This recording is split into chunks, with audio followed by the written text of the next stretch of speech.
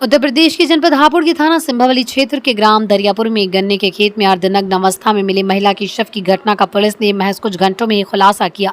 आपको बता दें कि सिंभावली थाना क्षेत्र के ग्राम दरियापुर में कल सुबह एक मोनिका का नाम की महिला का शव गांव के ही जंगल के में एक ईख के खेत में अर्धनग्न स्थिति में मिला था, जिसके शरीर पर चोटें के भी काफी निशान थे। पुलिस ने महिला के साथ हुई इस घटना का खुलासा महज कुछ ही घंटे में कर दिया, जिसमें पुलिस ने दरियापुर गाँव के ही सोनू उर्फ न्यादर को गिरफ्तार किया, जिसे पुलिस ने घटना में प्रयोग चारा काटने वाली दराती घटना के समय अभियुक्त द्वारा पहने हुए खून से सने कपड़े बरामद किए। गिरफ्तारी के बाद आरोपी सोनू उर्फ न्यादर ने पुलिस को बताया कि मोनिका मेरे ही पड़ोस की एक विधवा महिला थी, जिस पर मेरी काफी दिनों से गंदी नजर थी। 23 तारीख की शाम को मोनिका खेतों से चारा काटने के लिए गई थी, जिसको मेरे द्वारा एक खेत में ले जाकर उसके साथ जोर जबरदस्ती करते हुए रेप किया।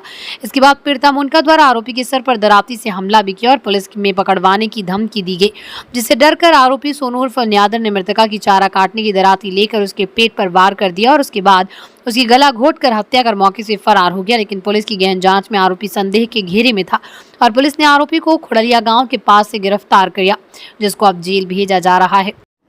देखिए, सिंभावली क्षेत्र में गांव दरियापुर पड़ता है।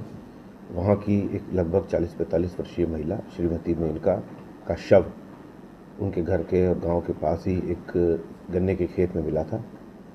शरीर के ऊपर कुछ चोटों के निशान थे। इसके अलावा कपड़े काफ़ी अस्त व्यस्त थे। शुरुआत में ये एक ब्लाइंड मर्डर की तरीके से था। धीरे धीरे हमको सुराग मिले। इसमें पुलिस ने कम समय में बहुत बड़ी सफलता प्राप्त करी है। इसमें अभियुक्त को गिरफ्तार किया है। घटना में जो प्रयुक्त दराती है वो कल ही मिल गई थी।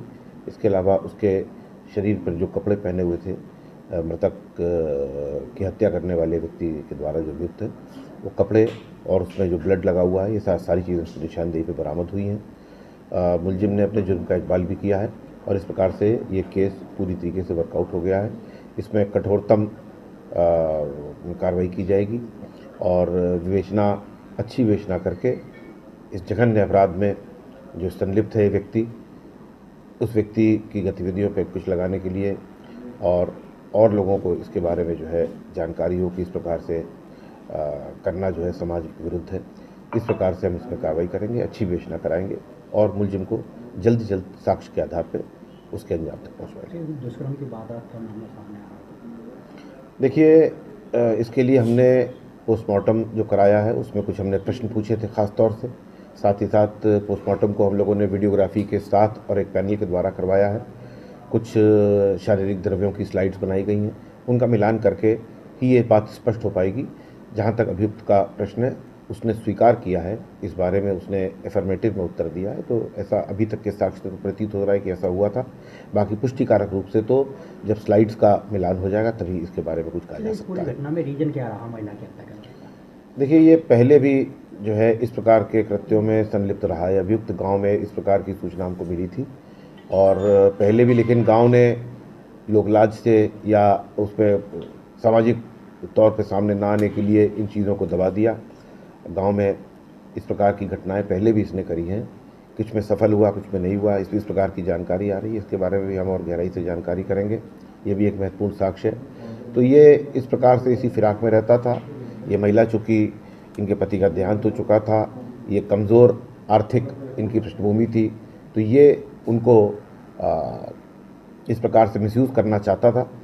उसने मिसयूज़ करने का प्रयास किया और उसके बाद जब इसको शक हुआ और जब इसको लगा कि ये बात सामने आ जाएगी तो इसने इस घटना को अंजाम दिया है और एक महिला की परिस्थिति का लाभ उठा करके ये उसने घटना इनके साथ कारित करना चाहता था। जी, देश दुनिया की ताज़ा तरीन खबरों के लिए हमारे चैनल कैपिटल न्यूज़ इंडिया को लाइक, सब्सक्राइब और शेयर करें। अगर आप हमारे चैनल को YouTube पर देख रहे हैं तो सब्सक्राइब करें। अगर आप हमें Facebook पर देख रहे हैं तो लाइक करें, या फिर अगर आप हमसे ट्विटर पर जुड़ना चाहते हैं तो फॉलो करें।